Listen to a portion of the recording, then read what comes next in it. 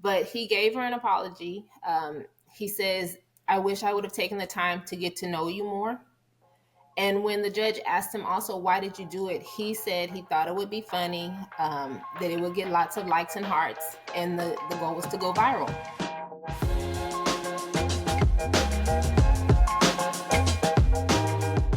This is Power to the Parents. Welcome. I am Eileen Ariaza, your host, and today I'm here with two incredible moms, Tracy and LaQuanta, and we're going to talk today about social media and online safety and keeping kids safe online, which is so hard. I have a tween and a teenager, and this is a daily struggle for me. And I know you all have some really powerful, interesting, painful, heartbreaking stories to share about your experience with your kids on social media. So, but first, let's just get to know each other a little bit. Tracy, why don't you tell us a little bit about yourself, your family, your kids, where you are at, all that. Alrighty, my name is Tracy Kemp, and we live in Portales, New Mexico. We recently relocated here from Texas, and we're a family of 5. So my partner, Seth, and then we have 3 kids, Brady, Jay, and Amaya. So we're fortunate to have one in every school. So we have a high schooler, a middle schooler, and elementary school. We also have 3 dogs and a fish. So very, very full household over here. Full house. One in every school. Will they ever be in school together? Yes. So next year we'll have a 7th and an 8th grader. And then the following year we'll have a 9th and a 12th grader. So wow. At some point, the middle one gets to be in school with both of them at the same time. So he's the lucky one. Nice. And LaQuanta, tell me about yourself. Yeah, I am LaQuanta Bivens Hernandez. We live in South Texas, which is, McAllen, Texas, deep South Texas. If you've ever heard of South Padre Island, we're very near there. Been married for about 20 years. I have 2 wonderful kids. I have a son named Abraham. He is a freshman in college, and my beautiful daughter, Jasmine, the light of my life, but she makes me pull my hair out, and she is a sophomore.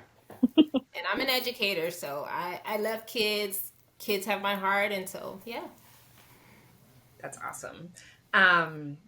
So we are here today to talk about social media and kids, and the first question I wanted to ask you guys is, when did you let your kids get phones, and what led to that decision? For me, I have a 13-year-old and a 14-year-old and an 11-year-old, and they both have phones now, and I just felt so much pressure. So much pressure from them, from their peers, from society to get them a phone.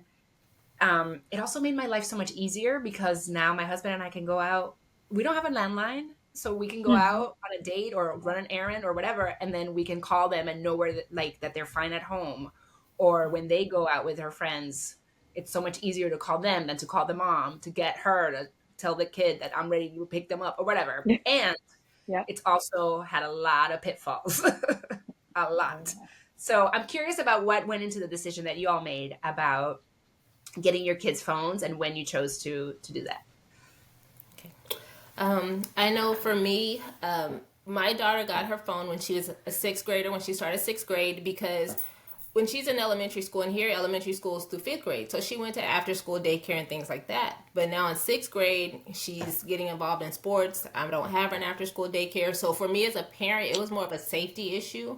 And she just had the phone where we knew, where she was, who she was with, if she was, after school, she was going across the street to the fruit stand with her friends. I knew where she was, and she knew to call mom and let me know. So it was a safety issue at that point. She didn't get any type of, social media, what is it? I think the first one she got was, she got a Snapchat when she was in 7th grade. And that's, with permission and everything. So that's how she ended up with the phone. Yep. Brady also got a phone in 6th grade. And it was kind of the similar, transitioning into that middle school, having a little more responsibility for us. That's when I worked nights and Seth was on days still. So we had about a 45-minute time gap between when I left the house and when he came, and we didn't have a landline. So it just was easier to just give him a phone. We actually made him wait until he was in eighth grade to get social media, just because we wanted to minimize that impact on him. And as you guys will find out later, that does not matter without your child having social media. But yes, I would say about sixth grade. I mean, the other Yeah, two probably sooner than we wanted to, but that was just because Big Brother had a phone, so we had to make it fair, exactly. right? Once the big brother gets it, the little ones are just, they just Hmm. take advantage and they're like, well, me too. Um, Yeah. okay, so I want to talk about social media. There's a stat from the Department of Health and Human Services that says that 1 out of 3 teens say they're addicted to social media. And I see this too. Same. We got our kids' phones. We didn't let them get on social media right away, but it was a struggle, especially with my little one isn't on social media, but my 14-year-old, he's just like, Mom, this is the way that we communicate now. Nobody asks for your phone number; they ask for your snap. And then he says to me, my study group is on Snapchat, which I think is just a strategy. But tell me about when you let your kids on social media and how you came to that decision. And you were saying, Tracy, that it didn't even matter, but let's talk about this first, and then you can sort of tell me about, okay, how did Okay. it come to you? So eighth grade, Brady was kind of like, Mom, I really want Snapchat. All my friends have Snapchat. I think my age is showing, but Snapchat came out when I was like in college. Yeah. Um, and I think it was used for a different thing than it may be used for now. But now, he tells me that's all they don't text anymore. All of the group chats, all of the calling and FaceTime, everything is done via Snapchat. And as a parent, I think it's because whatever you say gets deleted immediately. For him, Mm-hmm. he says that's his generation's go-to. I guess Facebook is a bit outdated for them. So Snapchat was the first one he had. And then I would say probably this past summer, he's a sophomore now. He got an Instagram as well. And he's always pretty much had a TikTok since probably like seventh, eighth grade as well. Yeah. For us, we just decided that we trusted him, and we wanted to build that level of not being hovering parents all the time, sheltering him all the time, but just kind of give him a little bit of freedom and allow him to experience that with his friends.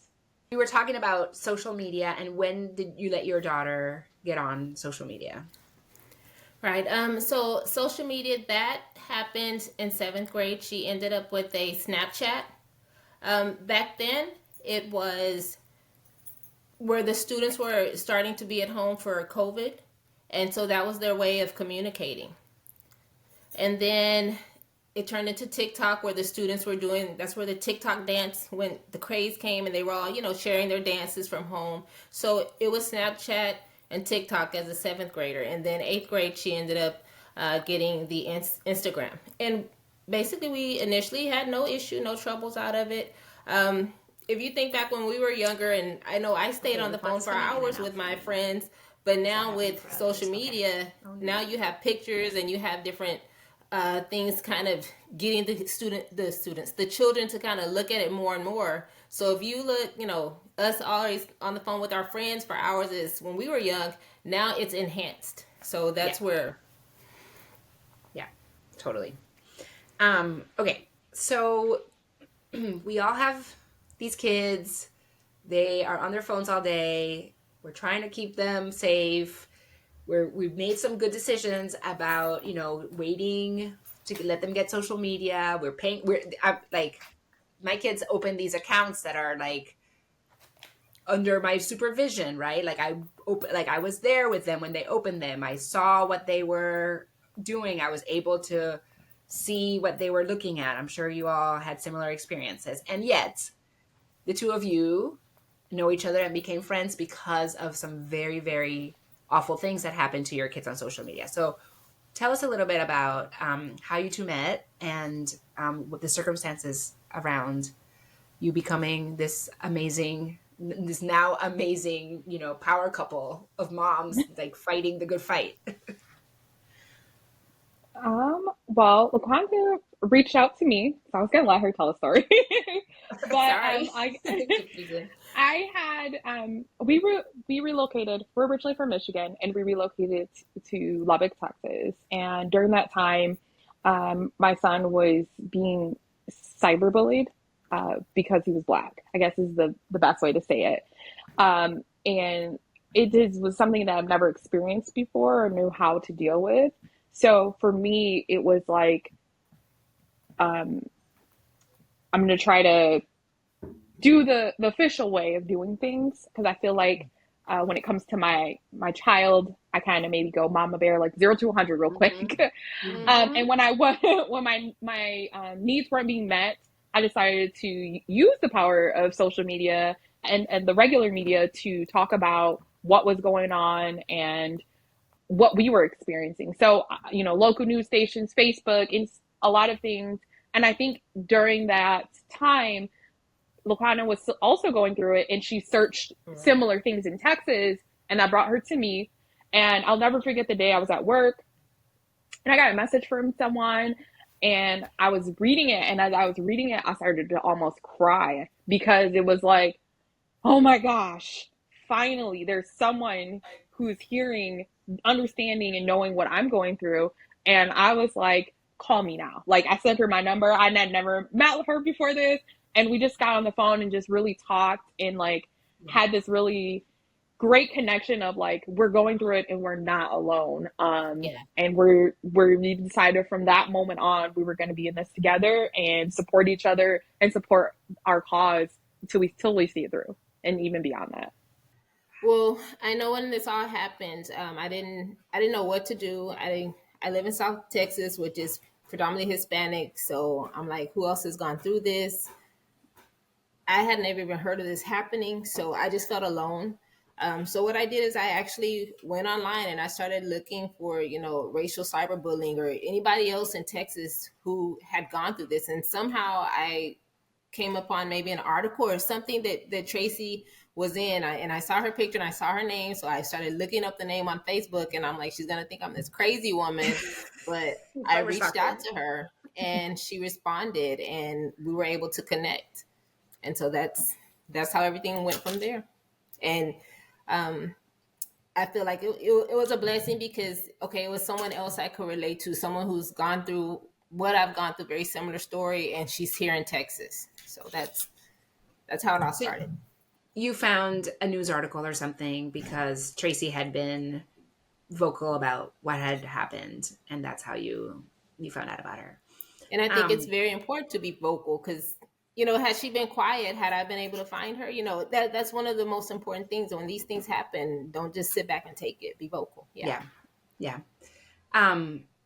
So speaking of being vocal, I imagine that you've talked about this a lot, and it might be a hard story to tell, but I'd love, as much as you're comfortable sharing, for you to sort of tell me what happened with your kids and online bullying. So you want to go first, Tracy, or? It doesn't matter. I feel like I always go first. That's fine. So my son Brady was in 8th grade, when he was bullied both in school and cyberbullied. The cyberbullying was probably the most impactful because at that time he did not have social media. Originally, we were getting ready for school, and someone had sent him a screenshot of an Instagram page. The Instagram page said Monkeys of Laura Bush Middle School. That's where he went, and the header underneath it said "Send pictures of monkeys." And someone had just screenshotted it, and he was in the one of the first couple rows that you could be seen, and he just turned around and was like, "Mom, look they put me on this page.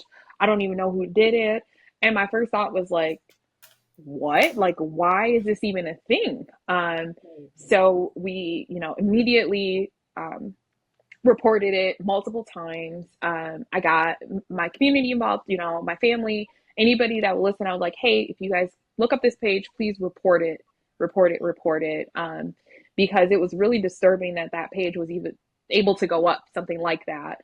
Right. And then following was a Snapchat with a very similar name, Monkeys of Laura Bush Middle School.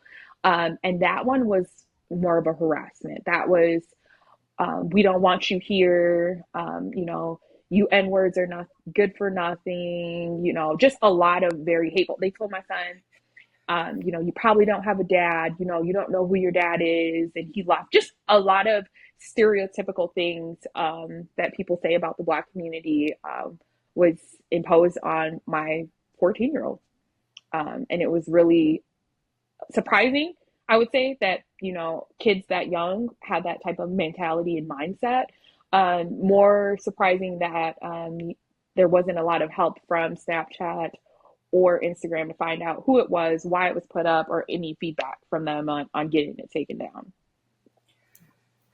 Okay, just hearing that makes me want to like get up from my chair and break stuff. Like it makes me so angry and Yes, upset. And yes. so how did you manage to stay like to not end up in jail because you like If we're being honest, We were ready to go to jail. We were ready to go to jail. I'm just calling how it is. The only reason why I'm not in jail is because of Seth. He is the calm, I am the storm, and he had to talk me down because I definitely was ready to I don't think I could say this on the podcast, but fight people kids. Or their parents, you know. I looked up their parents on Facebook of some of his bullies, and like, hey, if your kid doesn't cut out, I'll want to come over there and beat your butt. But you know, I I have to remember I have a lot to lose, and I also wanted to show my kids that, you know, you have to stand up for yourself and you have to trust the process, and that's exactly what we did. We didn't just, you know, take it to a school authority. Laquan and I, we were on the Capitol of the United States Congress. We were on the Capitol of Texas fighting for this. And that's where it took me, because it was either that or, like y'all said, I was going to be in the jail, because it is just ridiculous, because you would not even expect an adult to act like this or say things like this. So to hear it coming from kids, middle school kids, was just flooring, because where are you getting these ideas, or the audacity, or even the, you know, the bravery to just come and call people, you know, Black people monkeys. And the part that was a little bit more disturbing to me is all of these pictures that were put on this page were not willfully taken. These were like pictures that they snuck and took of these kids. So my son's picture is like of him like this, you know, because he was standing up, in the process of standing up when he was doing it. And it just kind of was just honestly just shocking. But yes, definitely a lot of anger there. Yeah. LaQuanta, I want you to tell me about your experience as well. My experience is a little bit different. Jasmine's now a sophomore. It happened when she was in 8th grade. So back in, I believe it was September of 2021, she had, I believe they had a picture. She had posted a picture of her and her friends, because she's very involved in volleyball. Well, someone had taken her picture, taken a picture of her face, and they had made another account, an anonymous TikTok account, and it basically, it was captioned, the name of her school, 8th grade boys, and it said the only Black BITCH in school. And so she was like, what the heck, she showed her dad. I was really, really bothered, because she hadn't received any type of racial treatment while at school. So this was just online. So we let the school know, calm Jasmine down, let the school know. But it was just very concerning, because it took several days for it to be taken down. And, Jasmine was shocked. She was confused. She was hurt. And again, this was through TikTok. So again, it took a couple days. They took it down. You fast forward 2 months now. Now it's November, and now we have another account, but now it's another fake account, and this one is through Instagram. And this is much more just ugly, much more disgusting, because now the title is the initials of her middle school and the N-word. Just really horrible, racist comments and pictures directed towards her. So, for example, it was a picture of her face superimposed on Emmett Till's body being hung from a tree.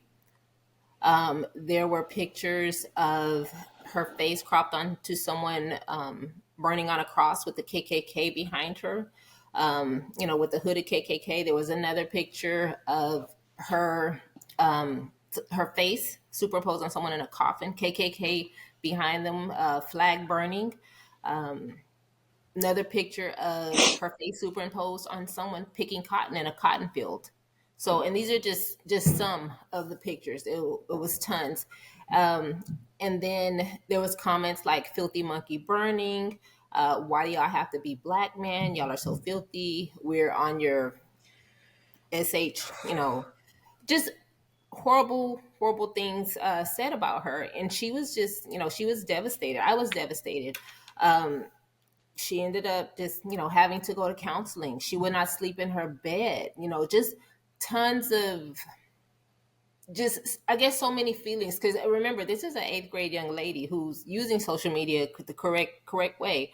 And her having to go to counseling, and her, the first few days, she wouldn't even sleep in her own bed.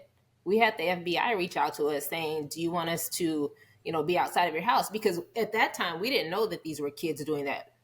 We just knew that something was happening directed at our daughter. And once something's out in social media land, you cannot get that back.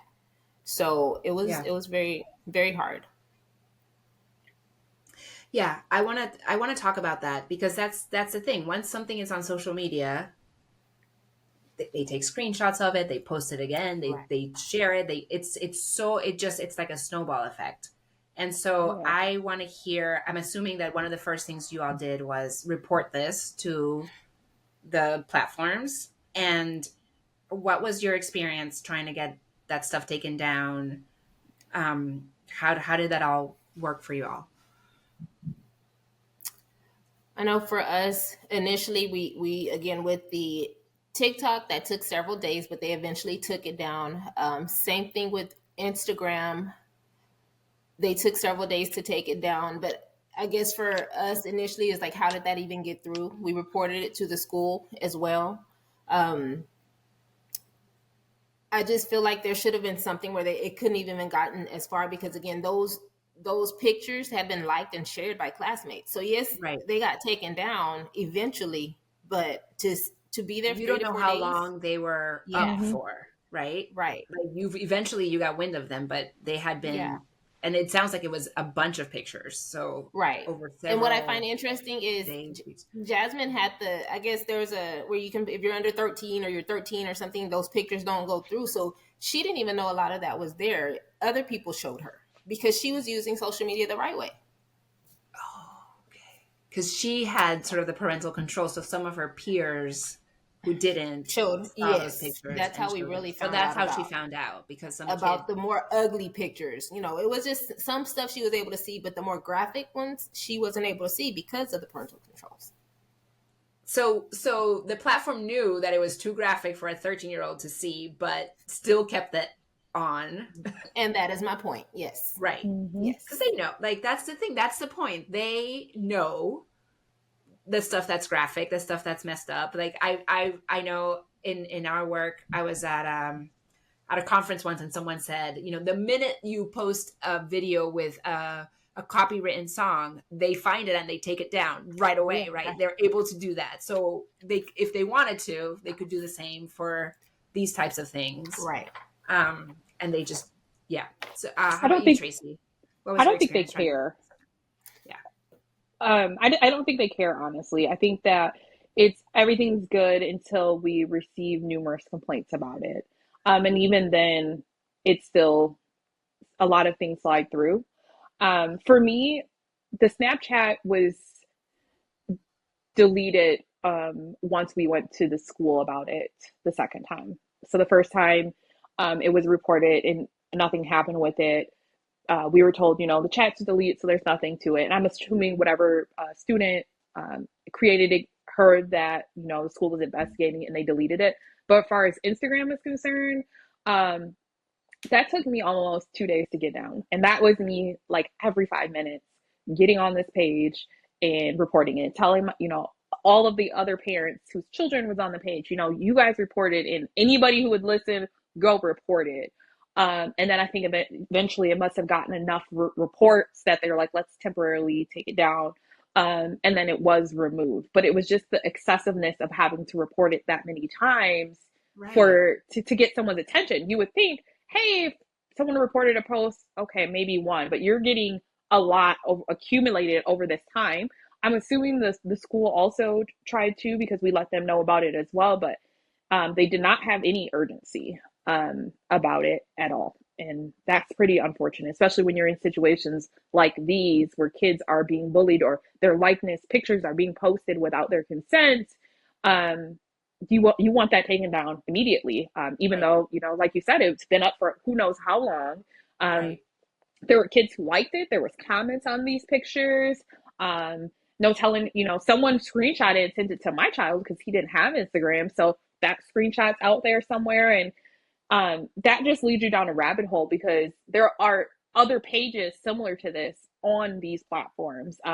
There are other pages that I found that were like emos, or this person is this, or body shaming young women, and they're all on there. They're all under his old middle school's LBS, LBMS, blank, whatever they wanted to call it. And I feel like in today's technology, um, they should know that these, and when they see these little pages, just automatically delete them because that they're being made to be hurtful. Right. Exactly. Yeah, Exactly. absolutely. I wanted to ask you about the kids who did this. Did you find out who it was? Did you have a chance to confront them? How did that all sort of shake out? No. Um, you didn't. You still Sorry. You haven't haven't, found right, out who did Tracy? You it? haven't had a chance Yeah, to confront them. we have not. I think personally, in my situation was a little different than LaQuandra's. My child was bullied both in person and online.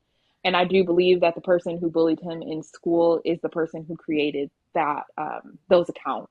Just because some of the things that they would say to him in person transferred over into those online accounts, but we never were.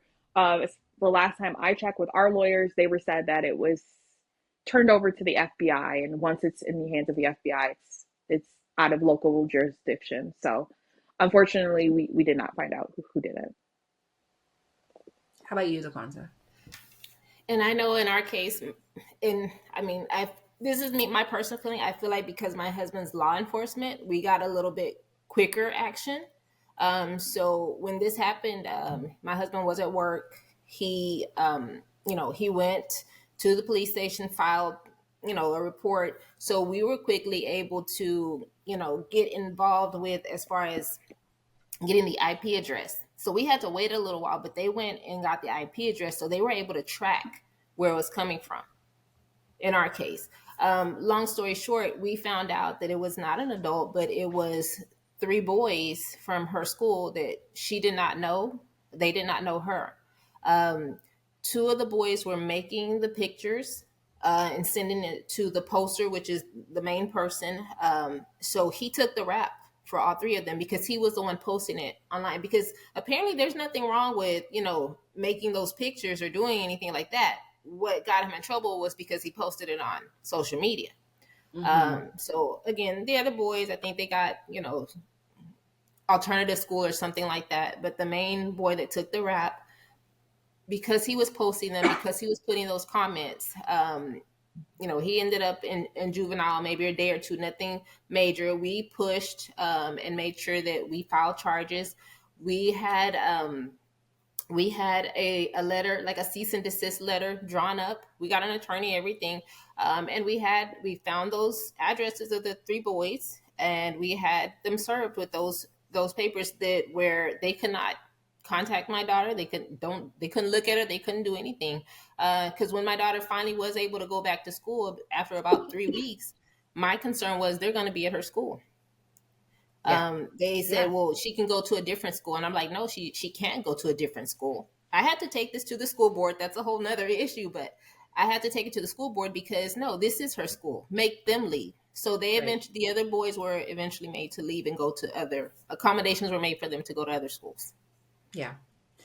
Um, I know that you said one of the boys had the opportunity to talk about why he chose to do this. I thought it was really interesting what he said. Can you share? Yes. Again, this happened in 2021. We didn't get a court date until in January of 2023. And during that court date, we the judge asked my daughter, like, what do you want? And she says, I want an apology. And so that young man, I've never seen someone shake so much in my life, but he gave her an apology. He says, I wish I would have taken the time to get to know you more. And when the judge asked him also, why did you do it? He said he thought it would be funny, that it would get lots of likes and hearts. And the goal was to go viral. And it was like a slap in the face, because you're doing all this for social media and not worried about the person on the other end of this. So it was heartbreaking. I think my mouth just drops, because I'm like, where have we come in a society where that's okay, that's cheered on, that's what we want, all the likes and to go viral, and we're hurting someone in the process. I mean, and honestly, just one of the things my daughter said, she's like, I would like a psychological for him too, because why would anybody even do something like that to another human being? Yeah. Yeah, well, I mean, it goes back to the stat that I referenced earlier, right? 1 out of 3 teens is addicted to social media. And it is so, like, it gives you this rush to get these likes and these hearts. Not like, and you go to these extremes to get that. And you forget that there are people on the other side of the screen who you are hurting. I mean, it sounds like your daughter was emotionally and psychologically, and her mental health suffered from this. How is she doing now? She's doing better. I continue to monitor, and you say it was my daughter, but I feel like the whole family suffered from this, because yes, Absolutely. We have to see her going through this, but at the same time, me as a mom, I'm trying to like hold it together in front of her dad and then big brother ready to fight somebody, and I'm trying to keep them calm. So they were like Tracy, and I'm like, calm, feel the storm, you know. But it was tough. It was tough, and she had to go to a licensed school professional counselor. And one of the things he said to us after meeting with her, he's like, if she did not have the faith that she had, she could be another, suicide statistic. And I mean, that's what broke me, because I'm like, wow. And a lot of the moms that Tracy and I work with, a lot of their children have committed suicide. And so, by the grace of God, she didn't. But that's why I fight. I fight for all of these kids, not just, because of the racial cyberbullying, but all the other situations as well. But I do want something done about the racial cyberbullying too, because we can't just mix that in with everything else. Yeah, absolutely. Okay, so you mentioned fighting. I want to hear about, because you all like had these issues. You got your kids straightened out. You've figured out how to take care, but then you didn't stop there, right? You continued to try to make a difference for all kids. So I want to hear about what that's looked like for both of you. You partnered together on this effort, right? Yes. I would say we got involved with ParentsTogether after this, and we really loved to. We really wanted to help with the Bill COSA, the Kids Online Safety Act, and for me personally, as a parent, I'm involved, but something like this is not something I've ever thought to think about. Lobby for a bill, or pay attention to what bills are trying to be passed to help our children. And I think that was a really good takeaway from this.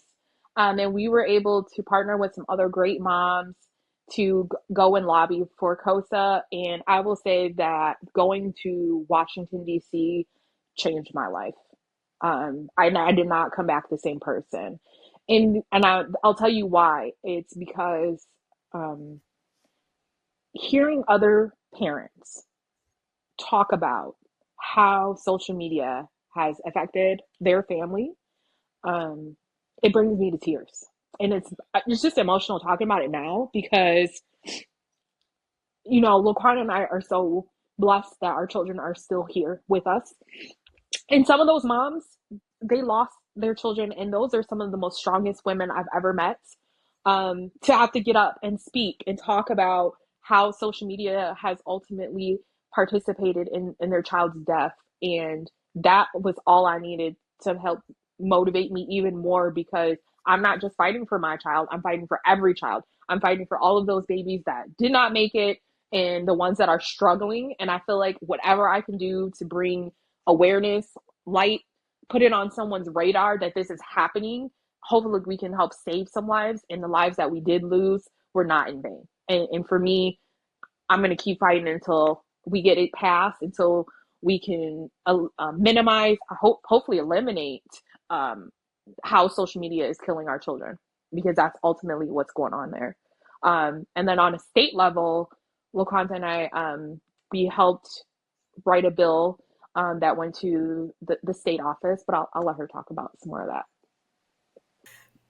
Well, you know a little bit more about the bill than I do, but I'll give my 2 cents on it in just a moment, just to kind of backtrack a little bit. When all this did happen, for me, it was 3 things. It was like, I need to go after the school because of the way it was handled.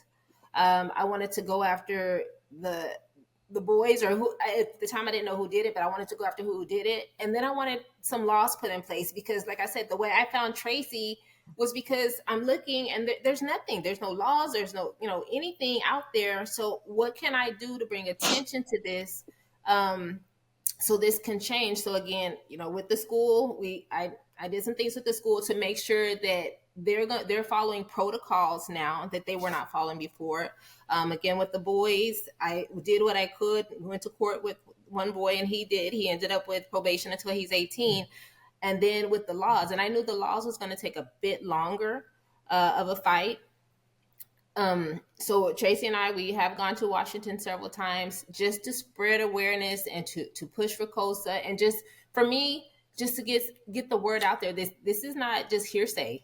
These are moms that this actually happened to. It's not, these are not cartoon characters of our kids we're holding up. These are real children. We're real moms, and we're real tired of it. That's basically what it was about. Yeah. And then I know Tracy reached out to me with a friend of hers, Paige. And that what Paige is? She's with what? She's a lawyer with IDRA, and they're out of Texas. And I don't know all of the details, but I do know that Paige was significant in helping bring all of this full circle, with helping write the bill and helping connect us with the right people in the Texas Congress. We actually met with the Black Caucus before we went in to testify for our bill in Austin, which was really awesome. And we felt like we had a lot of support. And our bill was basically more about identity-based bullying online. So it kind of helped schools determine, like, if a child is bullied, whether it's online or in person, by their race, gender, sex, their orientation, religious reasons, that needs to be looked at more closely. That needs to be more documented. And the reason being is because when we brush everything into it's just bullying, we don't see the significant effects of how it affects children with identity based, and that's protected anywhere else. And that's a lot of what we took for our bill, is to protect everyone's identity, no matter what you identify as or whatever you do. Being bullied about that, is not acceptable in the state of Texas, and this is what's going to happen if you are. And it also gave the schools a lot of tools to use when they encounter something like that, because as she said, it's not something that schools know what to do. There is no law about it. There's no process about what goes on. And we really wanted to establish that for future children coming in, and to, help schools, because it is something that's going on. I mean, and they don't really have a way to look at it, or a way to go. Absolutely. And then I know when we went to Austin, I know Jasmine went out, and I gave her the option if she wanted to, because I wasn't sure. Like, every day is, one day at a time with Jasmine, just how she is emotionally, mentally. But she was like, no, Mom, this is wrong. I'm going to go speak about it. So her and my son both, they went, and my daughters, I was so proud, because I'm like, after going through all of that, you took your pain and you turned it to purpose. And it was her and another young lady that I recall. And they were just telling just what happened to them and how they felt, and just to be brave enough and strong enough to go to the state capitol and say, this is real. This is happening. I feel like it was eye-opening, just looking at the faces of some of the people there that she was talking to. So they got they got a true picture of what's happening and that something needs to be done. And unfortunately, it did not go through. But I feel like the us taking the step and putting it out there and talking about it, that's a step forward. Absolutely. Absolutely. Absolutely. Absolutely. Yeah, it's so important to talk about this.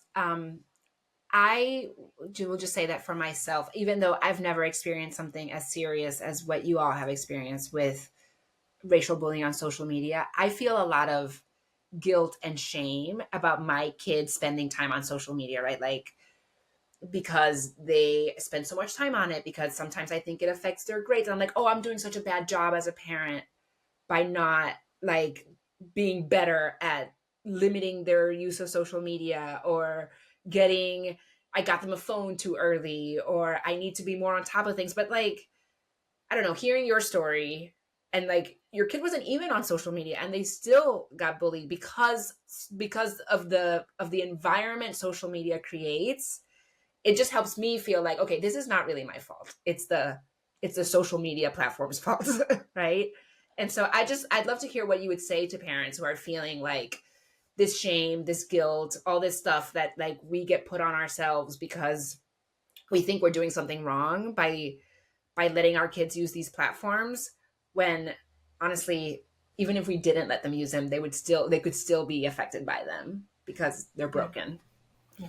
I think it's important as parents, and I feel like we are doing the right thing.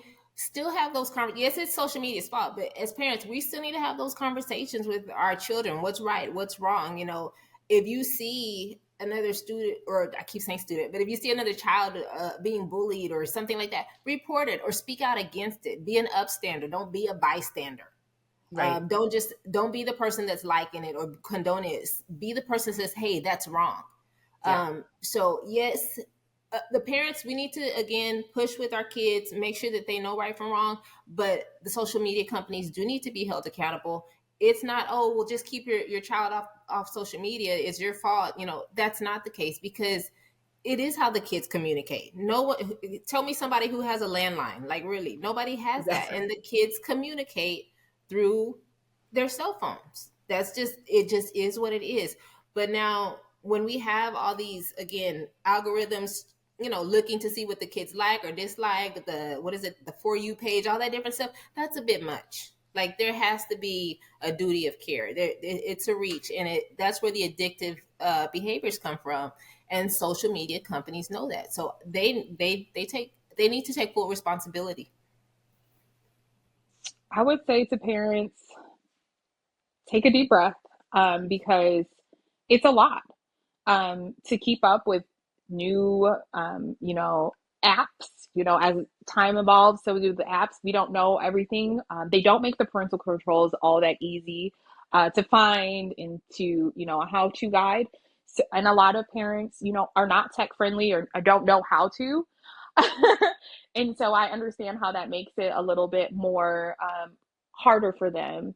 And I do agree. A lot of it starts at home with educating your kids on how to use social media properly and how to behave towards their peers. But also, we need some regulations.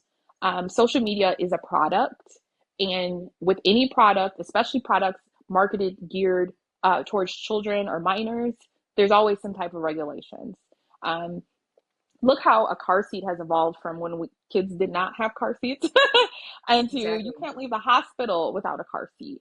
And as social media and the internet and technology progresses, we also need to progress our laws and hold people accountable. Duty of care is really important.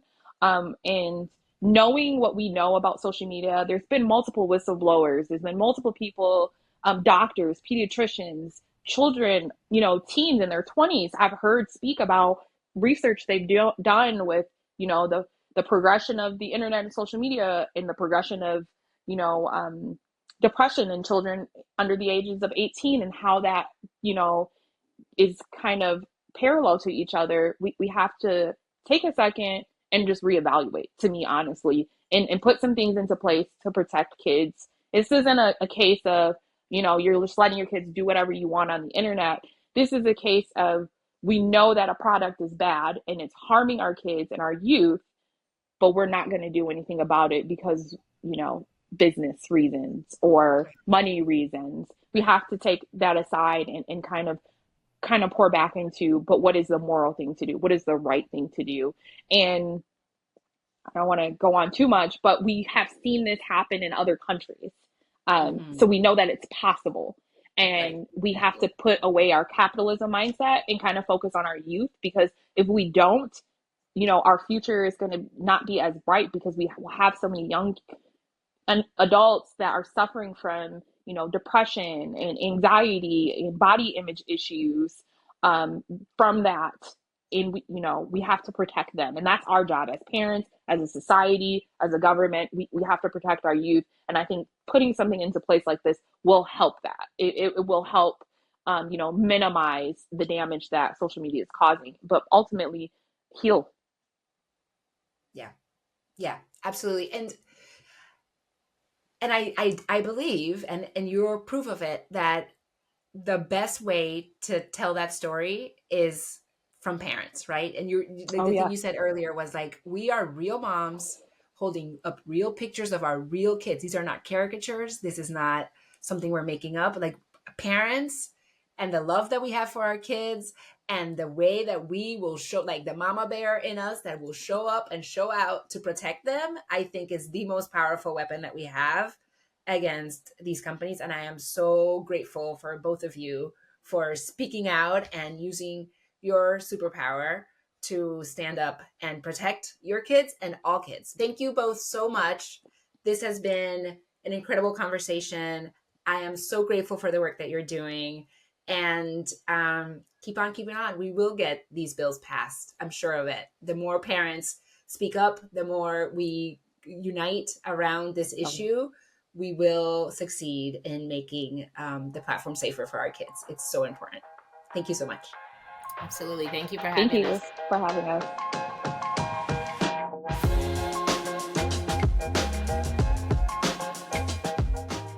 At one point I was told that I needed to calm down, which you tell anyone to calm down, and you tell me the people are opposite.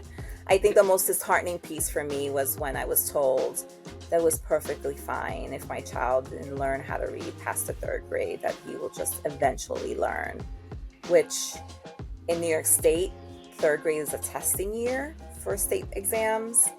And I'm raising children of color. So these are two things that I know are absolute, but when you are given that sort of information as like, don't stress out about it, I think really fueled my anger on how we support students like them.